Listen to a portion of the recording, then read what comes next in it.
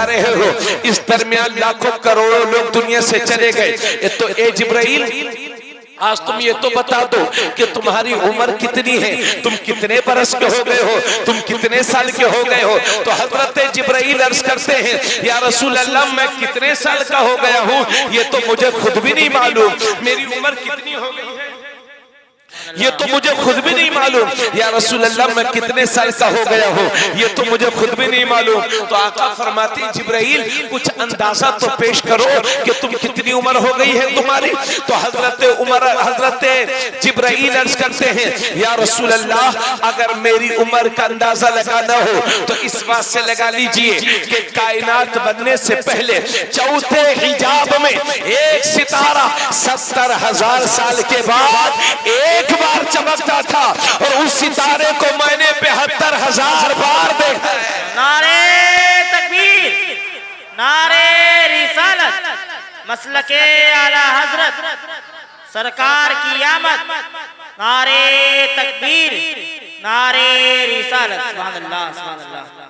अर्ज करते हैं, या रसूल अल्लाह मुझे ये तो नहीं मालूम मेरी उम्र कितनी है, मगर मेरी उम्र का अंदाजा लगाना हो तो इस बात से लगा लीजिए कि चौथे हिजाब में एक सितारा 70,000 साल के बाद एक बार चमकता था, फिर वो छुप जाता था, फिर 70,000 बरस के बाद एक बार चमकता था, फिर 70,000 बरस के लिए छुपा रहता था।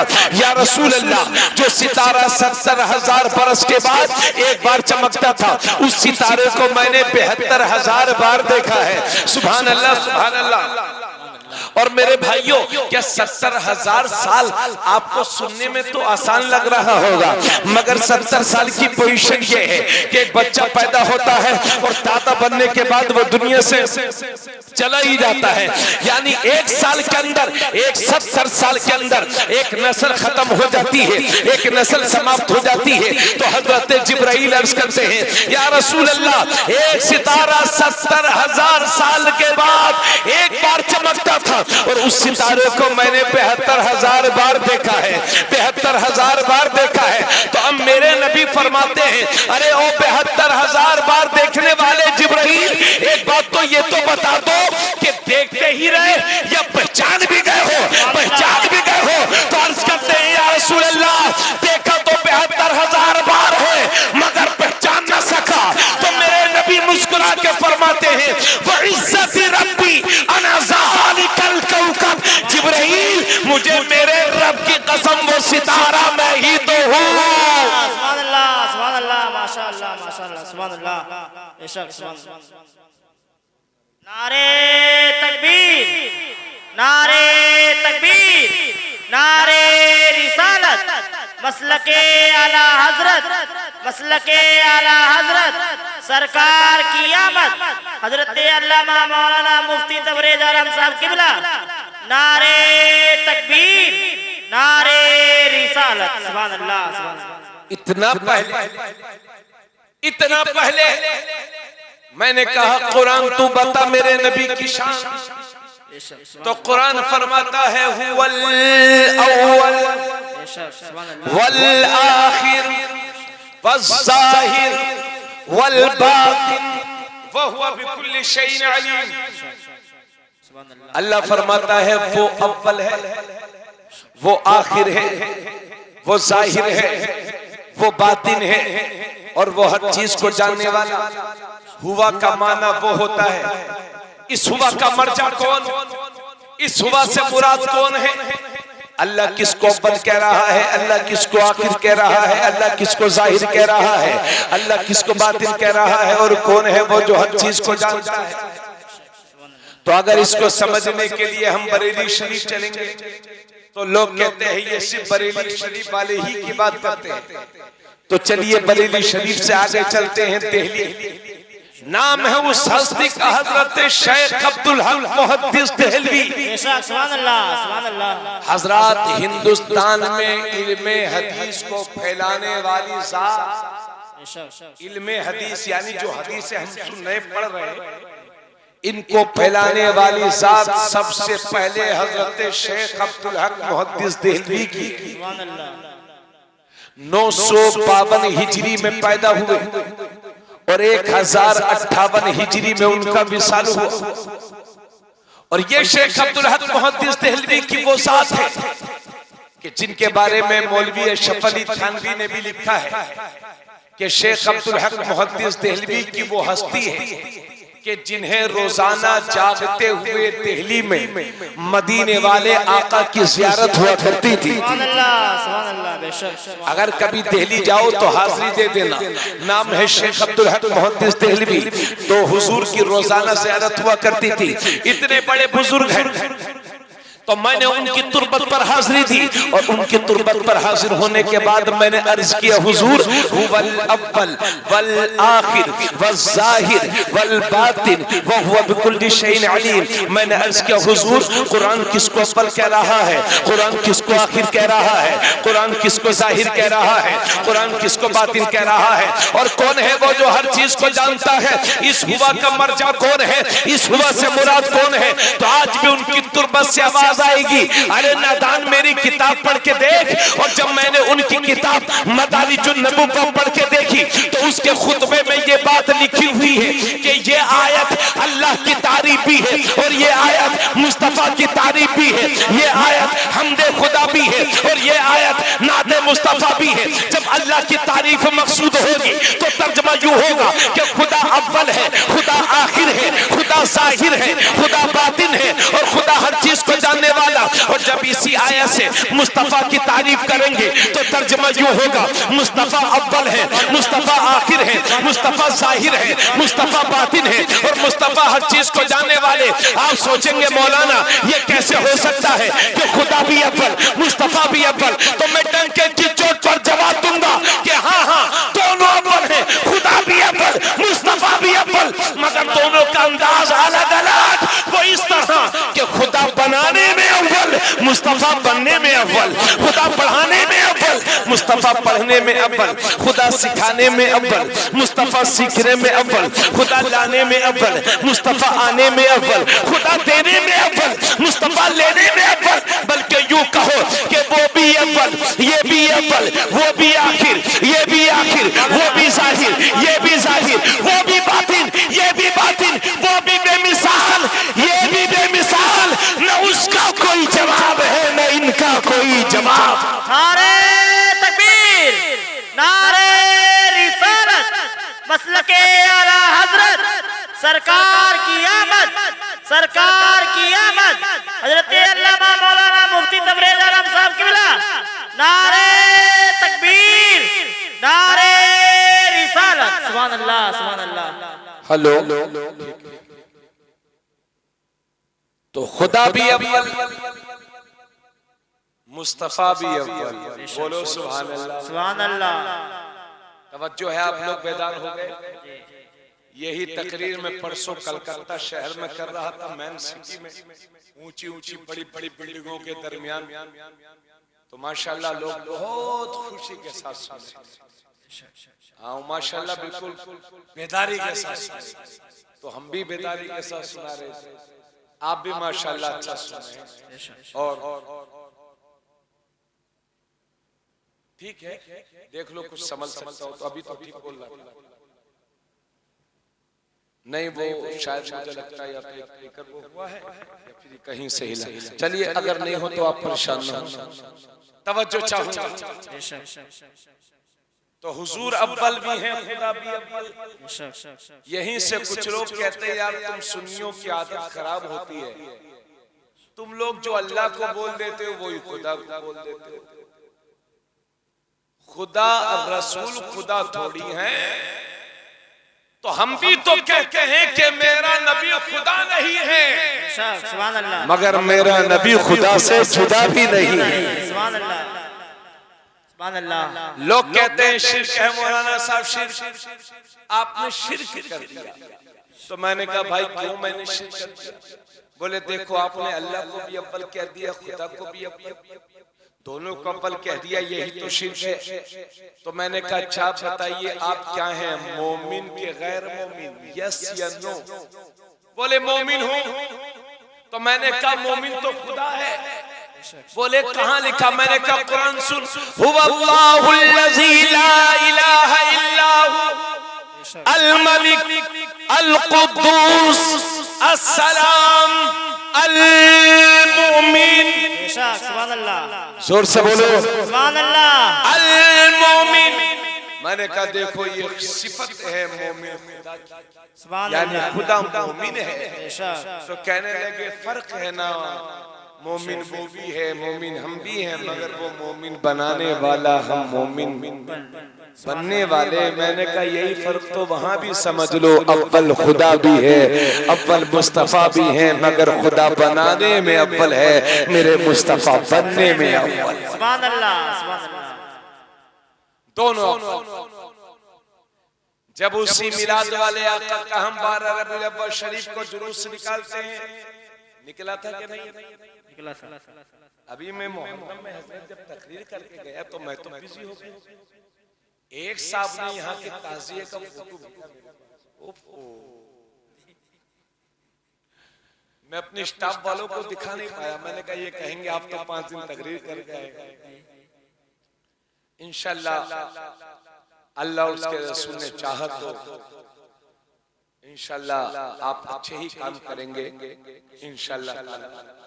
और बहुत प्यार और मोहब्बत से आप हज़रत को समझने की भी जरूरत है, मुझे समझाने की भी जरूरत है।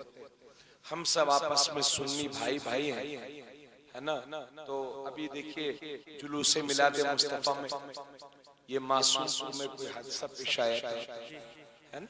पूरे कहाँ था, शायद गोरखपुर में था। अखबार पढ़ा मैंने, दिली तकलीफ, लेकिन यहीं से लोगों ने फायदा लिया। वो कहते हैं आज भी कि 12 रबीउल अव्वल शरीफ को जुलूस मत निकाला करो, खुशियां मत मनाया करो, क्योंकि हुजूर 12 रबीउल अव्वल शरीफ को हुजूर पैदा हुए थे, ये सच है। लेकिन 12 रबीउल अव्वल शरीफ ही को हुजूर का विसाल भी हुआ था, तो गम मनाया करो, ऐसे बोलते। और इतनी होशियारी से काम लिया कि सुन्नी लोग भी 12 वफात कहने लगे। भाइयों ये 12 वफात नहीं है, आप तो सुन्नी हो ना।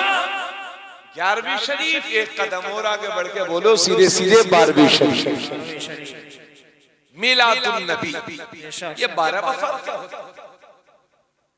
ये वहाबियों की साजिश है ताकि लोगों से गम कर। तो भाइयों लोग कहते हैं कि 12 रबीउल अव्वल शरीफ को महोली में जुलूस क्यों निकला, नवाबगंज के आसपास क्यों निकल रहा है? क्योंकि 12 रबीउल अव्वल शरीफ को हुजूर पैदा हुए और 12 ही को हुजूर का विसाल हुआ, तो खुशियां मत मनाया करो, गम मनाया करो, गम। ऐसे ही बोलते हैं। लेकिन अब मेरी बात तो जवाब सुनिए, हुजूर सल्लल्लाहु अलैहि वसल्लम कब पैदा हुए इसमें भी इख्तिलाफ है।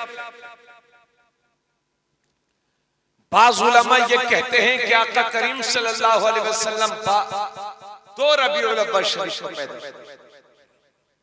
तवज्जो जी, माशाल्लाह। उन्ना कहाँ चले गए भैया? नहीं निकल गए वो। चलिए ठीक, ज़हन हाजिर है जी, सुभान अल्लाह। एक कौल ये है कि हुजूर सल्लल्लाहु अलैहि वसल्लम 2 रबीउल अव्वल शरीफ को पैदा हुए। एक कौल ये है कि हुजूर सल्लल्लाहु अलैहि वसल्लम 4 रबीउल अव्वल शरीफ को पैदा हुए। एक कौल ये है कि हुजूर 7 रबीउल अव्वल शरीफ को पैदा हुए। एक कौल ये है कि हुजूर सल्लल्लाहु अलैहि वसल्लम 9 रबीउल अव्वल शरीफ को पैदा हुए। और एक कौल ये है कि हुजूर सल्लल्लाहु अलैहि वसल्लम 10 रबीउल अव्वल शरीफ को पैदा हुए। मगर दुनिया के जमहूर यानी अक्सर उलमा का इस बात पर इत्तिफाक है कि हुजूर सल्लल्लाहु अलैहि वसल्लम आमुल फील के 55 दिन के बाद 12 रबीउल अव्वल शरीफ 20 अप्रैल या 22 अप्रैल 571 ईस्वी यकुम जेठ 628 बिक्रमी 12 रबीउल अव्वल शरीफ को सुबह सादिक के वक्त उस वक्त के मुताबिक 4:20 या 30 पर सुबह सादिक के वक्त के अंधेरे जा रहे थे, उजाले आ रहे थे, तारीकी छट रही थी, रोशनी छा रही थी।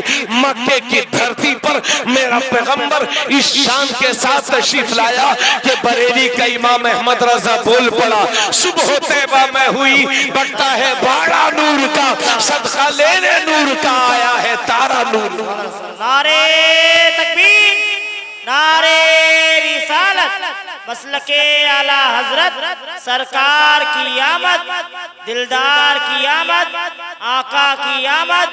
नारे तकबीर, नारे रिसालत। सुभान अल्लाह, सुभान अल्लाह। तो ये इतने कौल हैं। और अभी मैंने अखबार में पढ़ा था कि 17 रबीउल अव्वल शरीफ को शियों ने लखनऊ में मिलादुन नबी का जुलूस निकाला। असल में इनके सीने जो है वो मातम करते करते थक गए होंगे, तो इन्होंने सोचा कि हम मिलाद तो मनाते ही नहीं, 24 घंटे अली अली करते रहते हैं, तो बड़े बदनाम हो गए हैं हम, तो लाओ हुजूर की मिलाद मनाओ। तो ऐसी तारीख में जो किसी ने कहा ही नहीं कि 17 रबीउल अव्वल शरीफ को हुजूर पैदा हुए, तो हुजूर सल्लल्लाहु अलैहि वसल्लम 12 रबीउल अव्वल शरीफ को पैदा हुए, लेकिन 12 ही को हुजूर का विसाल हुआ। हालांकि कुछ उलमा ने यह बात लिखी है कि 12 रबीउल अव्वल शरीफ को हुजूर पैदा हुए और 12 ही को हुजूर का विसाल हुआ, मगर दुनिया के अक्सर उलमा का इस बात पर इत्तिफाक नहीं है।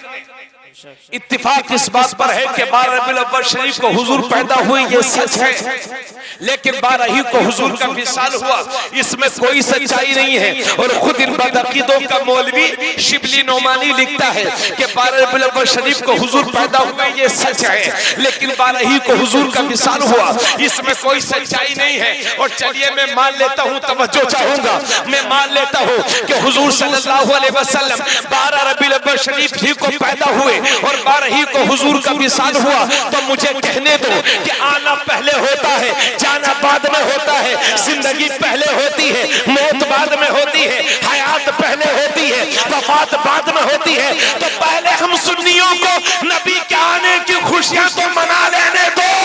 सुभान अल्लाह, सुभान अल्लाह। नारे, अरे जरा जोर से बोलो, नारे रिसालत, मसलके आला हजरत सरकार की आमद, आका की आमद, मक्की की आमद। नारे तकबीर, नारे रिसालत। सुभान अल्लाह, सुभान अल्लाह। तो पहले हम सुन्नियों को नबी के आने की खुशियां तो मना लेने दो, वक्त मिलेगा तो गम भी मना लेंगे, मगर गम करे तो किसका? अरे वो कोई तुम्हारा डुप्लीकेट होगा जो मर गया होगा। हम सुन्नियों का नबी तो आज भी जिंदा है, सुबह क़यामत तक जिंदा रहेगा, वो जन्नत में भी जिंदा रहेंगे। और हम सुन्नियों का यह अकीदा है कि कोई भी नबी मुर्दा नहीं होता, और जो मुर्दा होता है वो नबी नहीं होता। सुभान अल्लाह, सुभान अल्लाह, सुभान अल्लाह, सुभान अल्लाह। बेशक हक है, सुभान अल्लाह, माशाअल्लाह। तो भाइयों, जब हमारे नबी जिंदा है तो गम किसका करेंगे? तुम करो गम, तुम्हारा कोई मरा होगा। क्यों भाई? बेशक। और हम क्या पागल आदमी हैं हम लोग, बेवकूफ हैं जो किसी मुर्दे का कलमा पढ़ेंगे? नहीं, बोलो भाइयों, नहीं, हम कोई पागल थोड़ी है। अरे हम मुर्दे का कलमा क्यों पढ़ेंगे? हम तो जिंदे का कलमा पढ़ते हैं। सुभान अल्लाह। तो हमारा नबी जिंदा है, जिंदा है, और जब जिंदा है तो फिर जिंदे का गम नहीं किया जाता, सुभान अल्लाह, जिंदे की खुशियां मनाई जाती। सुभान अल्लाह। फिर अल्लाह ने गम करने का कहीं हुक्म दिया ही नहीं। अगर किसी का इंतकाल हो जाए, है ना, किसी औरत का इंतकाल हो जाए, घर में किसी आदमी का या औरत का इंतकाल हो जाए, तो इस्लाम कहता है, हुजूर फरमाते 3 दिन से ज्यादा कम मत करो। यही तो सुना है आप लोग, 3 दिन से ज्यादा कम करना जायज नहीं है।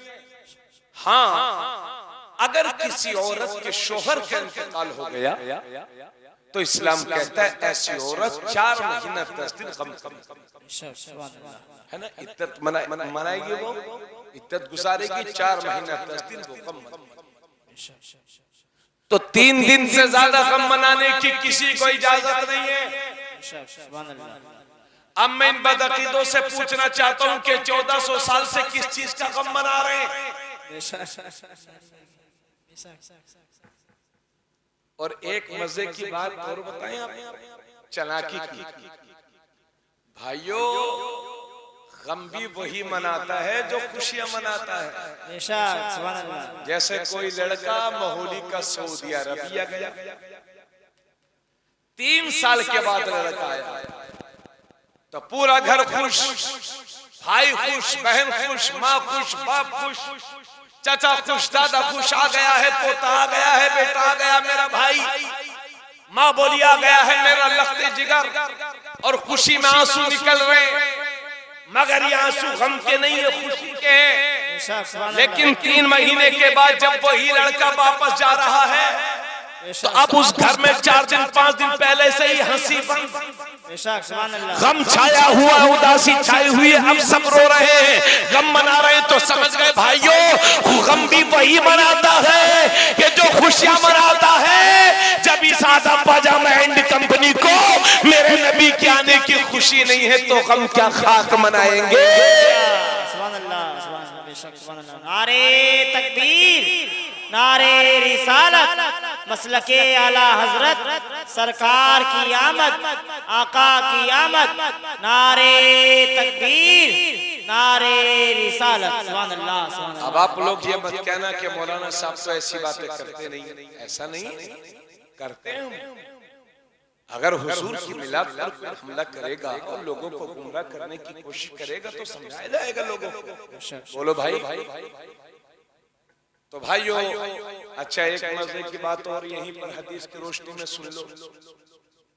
ऐ भाई, लोग कहते हैं कि हुजूर सल्लल्लाहु अलैहि वसल्लम ने अपना मिलाद मनाया था, क्या जो तुम मनाते हो?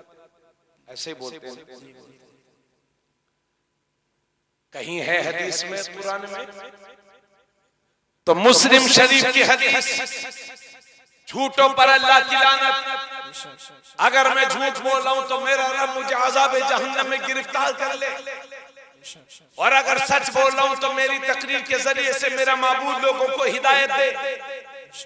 मेरे नबी हजरत अबू कतादा अंसारी से रिवायत है कि मेरे नबी हर पीर के दिन रोजा रखते थे। सुभान अल्लाह। हर पीर के दिन हुजूर रोजा रखते थे। हुजूर सल्लल्लाहु अलैहि वसल्लम से पूछा गया, या रसूल अल्लाह, आप पीर का दिन का रोजा क्यों रखते हैं? सुभान अल्लाह। हदीस के अल्फाज ये हैं, सुइला अन सौमिल इस्नैन, या रसूल अल्लाह आप पीर के दिन का रोजा क्यों रखते हैं? तो मेरे नबी इरशाद फरमाते हैं, फीही वुलिदतु व फीही उनज़िला अलैहि। सुभान अल्लाह। मैं पीर के दिन का रोजा इसलिए रखता हूँ चूंकि मैं पीर ही के दिन पैदा हुआ था और पीर ही के दिन मुझ पर पहली वही हुई है। सुभान अल्लाह, सुभान अल्लाह। समझ गए? और कुछ दूसरी हदीसों से पता चलता है कि हुजूर सल्लल्लाहु अलैहि वसल्लम पीर ही के दिन पैदा हुए, पीर ही के दिन हुजूर का विसाल हुआ, पीर ही के दिन हुजूर मक्का शरीफ से मदीना शरीफ की तरफ चले, और पीर ही के दिन हुजूर मदीना पहुंचे, और पीर ही के दिन हजरे अस्वद को काबा शरीफ में लगाया गया, और पीर ही के दिन हुजूर पैदा हुए। इसलिए तो पीर है पीर, यानी बाकी सारे दिन मुरीद और ये पीर। सुभान अल्लाह, सुभान अल्लाह, बेशक सुभान अल्लाह। तो हुजूर सल्लल्लाहु अलैहि वसल्लम पीर के दिन का रोजा रखते थे। ये मुस्लिम शरीफ की हदीस। अब मुझे बताओ, मेरे नबी खुद फरमा रहे हैं मैं पीर का रोजा रखता हूँ इसलिए कि मैं पैदा हुआ। अब कौन सी ये मिलाद है जो हुजूर नहीं मना रहे? इससे ज्यादा भी कोई सबूत मिल सकता है? तो हुजूर ने अपना मिलाद खुद मनाया। अब एक हदीस शरीफ बड़ी तवज्जो से सुनिएगा, 2 हदीसें हैं, दोनों को मिलाकर के एक मफहूम पेश कर रहा हूं। मुस्नद इमाम अहमद बिन हंबल में और अबू दाऊद शरीफ दोनों में। सुभान अल्लाह। अबू दाऊद शरीफ में भी और मुस्नद इमाम अहमद बिन हंबल। तवज्जो है आप लोगों की? आप लोग परेशान तो नहीं है? बेदार है ना? हाँ, बेदार है ना सब लोग? बहुत खुशी से अल्लाह के नबी सल्लल्लाहु अलैहि वसल्लम ने एक दिन सहाबा के दरमियान फरमाया, मेरे सहाबा, सुभान अल्लाह। तुम्हारे दिनों में सबसे बेहतरीन दिन जुमे का है। बेशक, सुभान अल्लाह। कौन सा दिन है? जुमे का। मुझे दोबारा ना बोलना पड़े, इसलिए कोई बात अच्छी लगे तो बोलते रहेंगे। आका ने फरमाया तुम्हारे दिनों में सबसे बेहतरीन दिन जुमे का। नबी फरमाते हैं जुमे का दिन सारे दिनों का सरदार है। सुभान अल्लाह। सारे दिनों का सरदार है। सरदार है। और हुजूर ने फरमाया कि जुमे के दिन की अहमियत अल्लाह के यहाँ ईदुल फित्र और ईदुल अजहा से भी बढ़कर, सुभान अल्लाह, सुभान अल्लाह, यानी ईदुल फित्र और ईदुल अजहा से भी ज्यादा अहमियत जुमे के दिन की। सुभान अल्लाह, है ना? मगर अभी जब लॉकडाउन हुआ है तो लोगों ने थोक में जुमा छोड़ा है ना? बढ़िया कच्छा पहन के घूमते थे, पान मसाला खा कर मिल गए मौलाना जाकिर साहब, भैया जुमा ना ही पढ़े हो क्या? तो बोले अरे हजरत पुलिस पढ़ने ही नहीं थी। बिल्कुल खुला परमिशन मिला हुआ। 5 जुमों में से शायद लोगों ने 2-3 जुमे पढ़े और आप लोगों ने पढ़ा होगा, अल्लाह हिदायत नसीब करे। और जब ईद का दिन आया तो 4 दिन पहले से मेरे पास फोन बजना शुरू।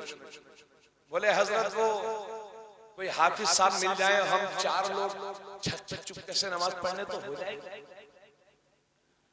हजरत हमारे गांव में एक का फोन आया, बोले हजरत वो सुबह के 4 बजे तो पुलिस नहीं आती है, तो 4 बजे सुबह ईद की नमाज हो जाएगी। एक का फोन आया, बोले हजरत वो मगरिब के बाद पढ़ लेंगे तो हो जाएगी क्या? मतलब जो जुमा फर्ज है और जुमे की अहमियत अल्लाह के यहाँ ईद फित्र और ईदुल अजहा से भी बढ़कर है, उसका कोई ख्याल नहीं। और ईद के दिन के लिए बिल्कुल मरा जा रहा है। फोन आए, बोले हजरत कोई हाफिज जी दे दो, हजरत दे दो कोई जो हमें 8 आदमियों का नमाज पढ़ा दे, इतना नजराना देंगे उसको। अब मैं बिल्कुल 4-5 दिन परेशान कर रहा हूं। नतीजा ये हुआ कि मुझे एक ऑडियो बनानी पड़ी। वो ऑडियो मैंने भेजी ईद के नमाज में।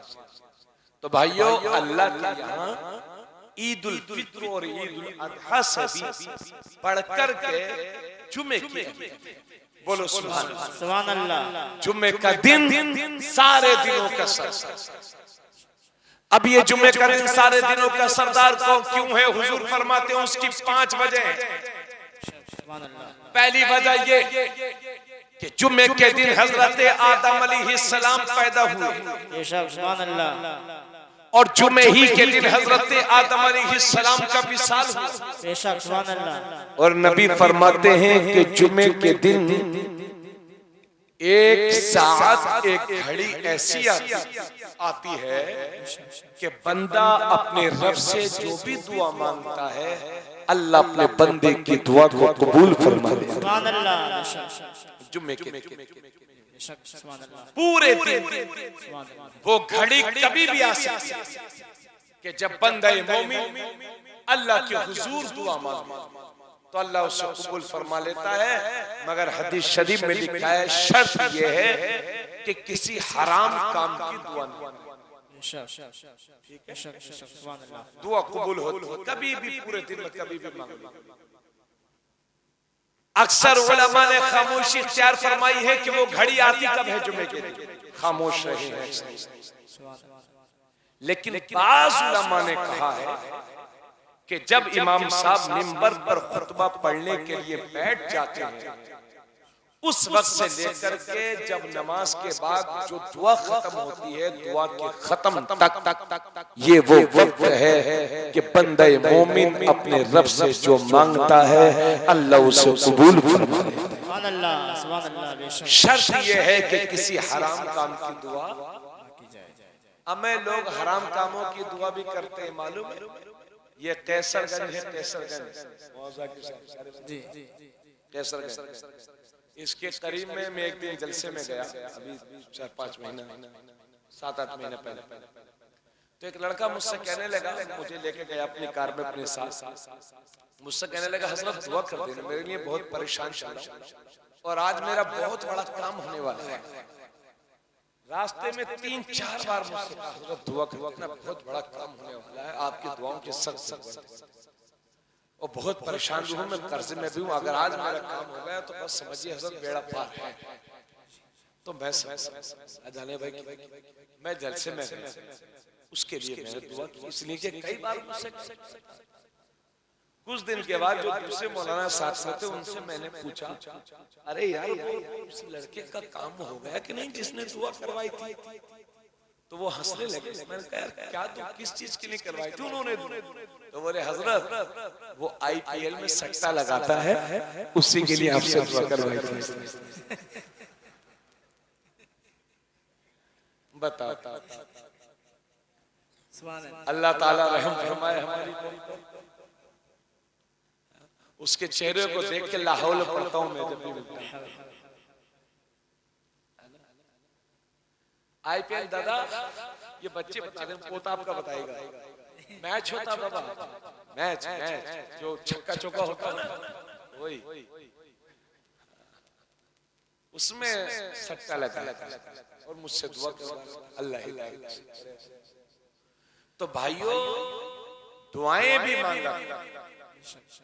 अल्लाह के नबी फरमाते लैसा शैउन अकरम अलल्लाहि मिन दुआ, अल्लाह के नजदीक दुआ से बढ़ करके कोई और चीज ज्यादा अहम नहीं। सुभान अल्लाह। आका फरमाते हैं अद्दुआ मुख्खुल इबादत, दुआ इबादत का मकसद। सुभान अल्लाह। नबी फरमाते हैं अद्दुआ हुवल इबादत, दुआ सरापा इबादत है। सुभान अल्लाह। और कभी कभी ऐसा होता है, जरूरी नहीं कि जलसे में मैं दुआ कर रहा हूं तो मेरी वजह से ऐसा, अरे हो सकता है मजमे में कोई अल्लाह का नेक बंदा ऐसा हो कि जिसके आमीन कहने की वजह से सारे मजमे की दुआ कबूल हो जाए। और हदीस शरीफ में लिखा है कि वो दुआ जिसे सब मुसलमान इकट्ठा होकर के मांगते हैं, अल्लाह उस दुआ को बहुत जल्द कबूल फरमाता है। सुभान अल्लाह। बहुत जल्द कबूल फरमाता है। और आप लोगों ने तो बाज लोगों ने तो बहुत दुआएं मांग डाली होंगी, सोच रहे होंगे हजरत बहुत दुआ मांगी। बाज लोग कहते हैं कि हजरत दुआ बहुत मांग रहे हैं, जबान घिस गई दुआ करते है ना, मतलब ये होगा कि बहुत दुआ मांगो। तो भाइयों आप अपने रब से जितनी भी दुआ मांगो कभी मायूस मत हो। हदीस शरीफ में लिखा है कि जो दुआएं बंदे की, जब बंदा दुआ मांगता है तो या तो उसका अज्र उसे दुनिया ही में मिल जाता है, जो मांगता है वो दुनिया में मिल जाता है, या उसका अज्र उसे दुनिया में नहीं मिलता तो उस दुआ का सवाब क़यामत के दिन के लिए बाकी रखा जाता है।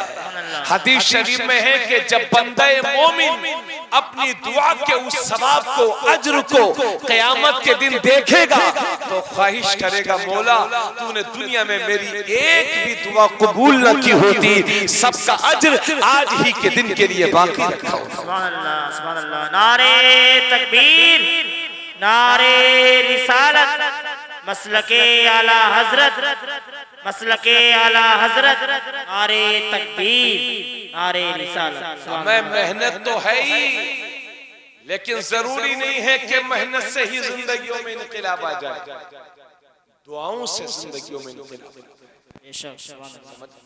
अब लोगों की हालत यह है, जल्दी मस्जिद में पहुंच गए, बटन दबाया, पंखा चलाया, आराम से पढ़ गए, अस्सलाम वालेकुम, अस्सलाम वालेकुम, अस्सलाम वालेकुम, जल्दी। और वहाबियों की तो आदत हो गई है, इन्हें तो लगता ही नहीं कि दुआ भी कोई चीज है। हाँ भाई साहब, ये अक्सर बातें जो बयान कर रहा हूँ अक्सर गांव में मिलती हैं। तो दुआ नहीं मांगते। हदीस शरीफ में लिखा है, तवज्जो, हदीस शरीफ में लिखा है, सुनो भाई, हदीस शरीफ में लिखा है कि जो मोमिन नमाज के बाद अपने रब से दुआ नहीं मांगता, मेरा अल्लाह अपने उस बंदे से नाराज होता है, उस पर गुस्सा। इसलिए दुआएं मांगा करो, क्योंकि मेहनतों से क्रांति और इनकलाब नहीं आता। वरना हमने देखा है कितने लोग बेचारे जवानी से रक्षा चलाना शुरू किया, बुढ़ापे तक रक्षा ही चलाते गए, हत्ता के रक्षा पर मौत आ गई, मगर वही गुर्बत की जिंदगी जीत गए। तो क्या उससे ज्यादा मेहनत करते हैं? कलकत्ता में मैंने अभी देखा, परसों मैं पहले बहुत बार गया हूँ बंगाल वगैरह में, तो आज भी वहाँ रक्षा जो एक कोई अपनी है साइकिल वाला होता है और एक वो होता है रक्षा, वहाँ जो टांगा होता है ना इस टाइप से होता है, ऊपर पालकी टाइप से बनी रहती है, उसमें आदमी बैठ जाते हैं और वो अपने कंधे पे रख करके वो आदमी उसको लेकर के चलते। आज भी वहाँ थोड़ा तेज चलने की उनको आदत होती है, आज भी रक्षा। तो आपसे हमसे ज्यादा मेहनत तो लोग बहुत सारा, मगर जिंदगियों में जब भी इनकलाब बर्पा होता है दुआओं की वजह से होता है। इसलिए अपनी जिंदगी में दुआ मांगने से कभी थकना मत। ये ज़बाने दुआ से कभी थकनी नहीं चाहिए। और सबसे बेहतरीन दुआ, जिस दुआ को मेरे नबी हर नमाज के बाद मांगते थे, वो दुआ अल्लाहुम्मा रब्बना आतिना फिद दुनिया हसनतन व फिल आखिरति हसनतन।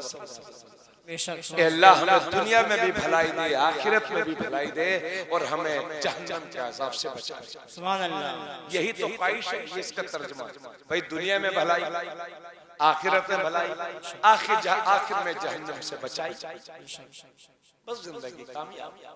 इस दुआ को हुजूर सल्लल्लाहु अलैहि वसल्लम हर नमाज के बाद मांगा करते। जब दुआओं की बात आ गई है तो एक बात और बताएं, अक्सर अपने यहाँ सुन्नियों की मस्जिदों में फर्ज नमाज के बाद जो अइम्मा हजरात दुआ मांगते हैं वो बहुत लंबी करते हैं। मैंने बहुत सारी जगहों पर देखा, मुझे तो नहीं मालूम यहाँ क्या सिस्टम है, लेकिन बुरा नहीं है दुआ मांगना, लेकिन जिन फर्जों के बाद सुन्नतें पढ़ना भी बाकी हो, ऐसी फर्जों के बाद हदीस शरीफ में लिखा है हुजूर सल्लल्लाहु अलैहि वसल्लम सिर्फ एक दुआ मांगते थे, अल्लाहुम्मा अंतस्सलाम व मिनकस्सलाम व इलैका यरजिउस्सलाम हियना रब्बना बिस्सलाम व दखिलना जन्नत दारुस्सलाम तबारक रब्बना व तआला या ज़ल। अब चूंकि दुरूद तो हम पढ़ते हैं, हुजूर तो खुद पढ़ते नहीं थे दुरूद, तो शुरू आखिर में दुरूद और ये दुरूद। हाँ, जब सुन्नतें पढ़ के फारिग हो जाओ तो चाहे और असर की नमाज में और फजर की नमाज में तो सुन्नतें बातें पढ़नी नहीं होती, तो उसमें भी सब लोग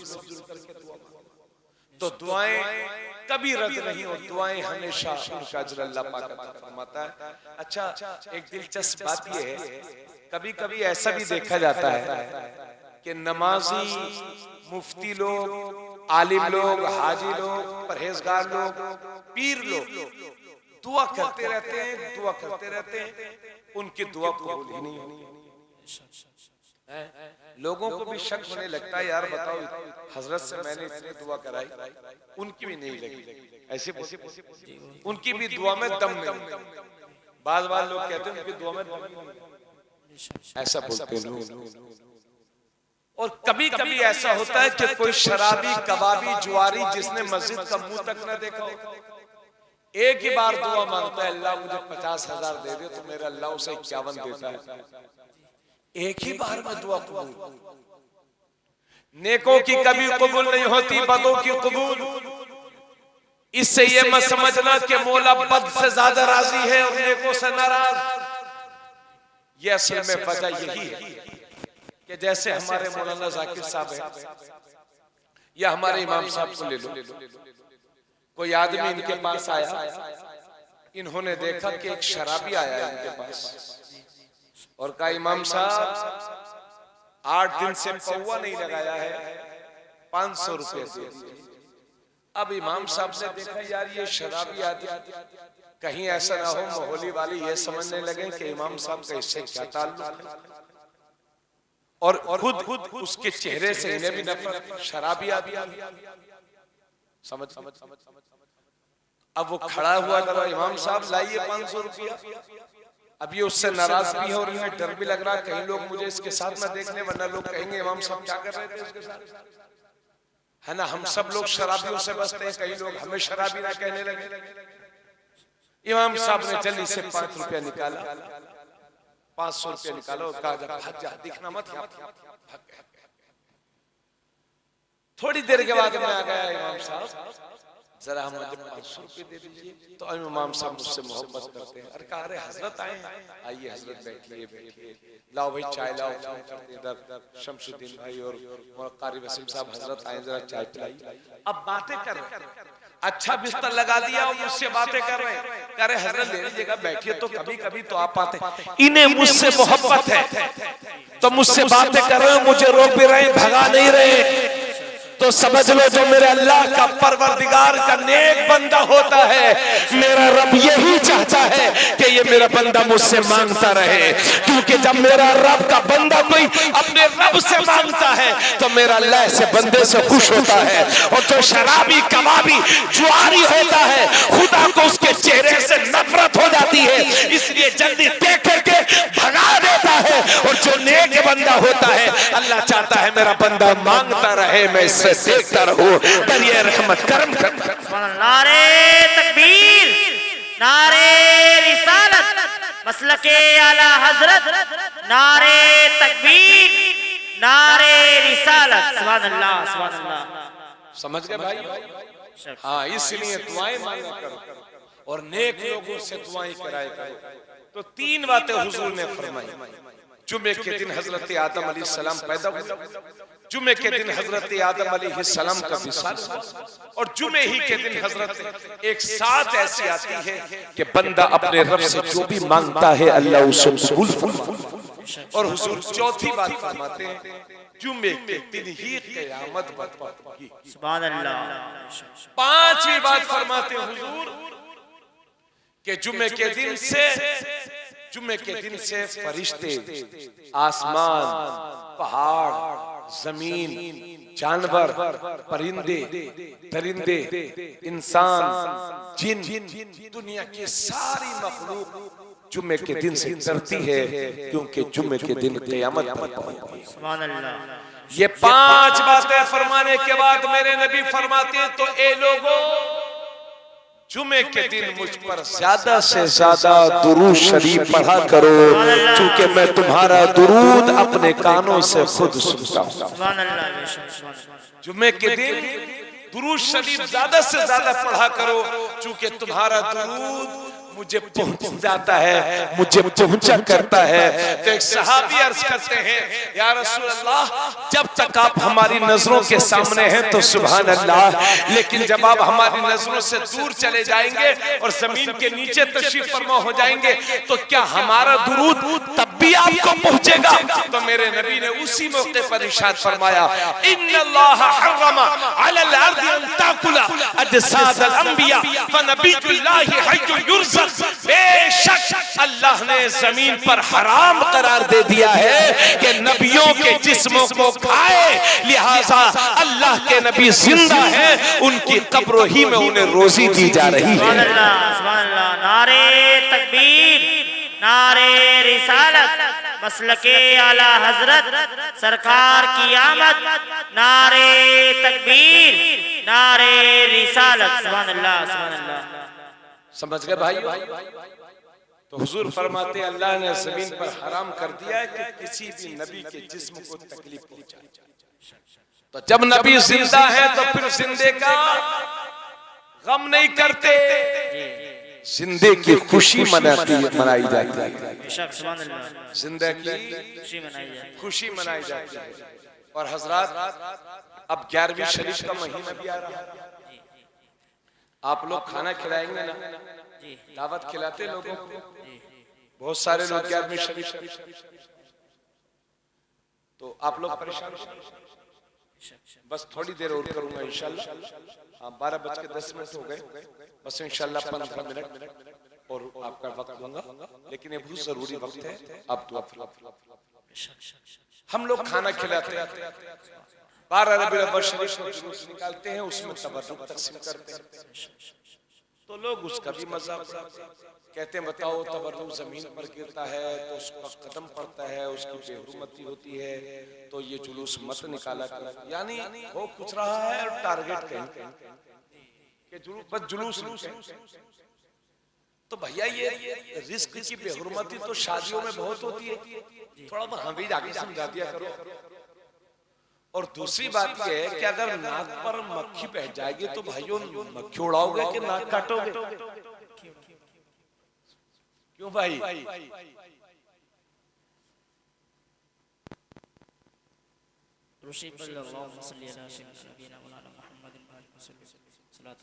सल्लल्लाहु अलैहि वसल्लम। तो लोग कहते हैं कि साहब ये जुलूस क्यों निकालते हो, खाना क्यों खिलाते हो, लंगर क्यों करते हो? अब आइए हदीस शरीफ के हवाले से इन चीजों को भी बयान कर दूं ताकि जो लोग खाना खिलाते हैं उन्हें दिली इत्मीनान हो जाए।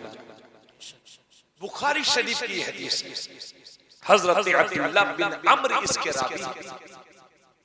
आका करीम सल्लल्लाहु अलैहि वसल्लम से एक सहाबी पूछते हैं, अय्युल इस्लामी अफजल, या रसूल अल्लाह इस्लाम में सबसे बेहतरीन अमल कौन सा है? तवज्जो सुभान अल्लाह, तवज्जो मत करो यार, आप लोग मोबाइल लेके बैठ जाते हो स्टेज पर। इस्लाम में सबसे बेहतरीन अमल कौन सा है? सहाबी पूछते हैं, या रसूल अल्लाह सबसे अच्छा इस्लाम कौन सा है? तो मेरे नबी ने फरमाया, तक़रउस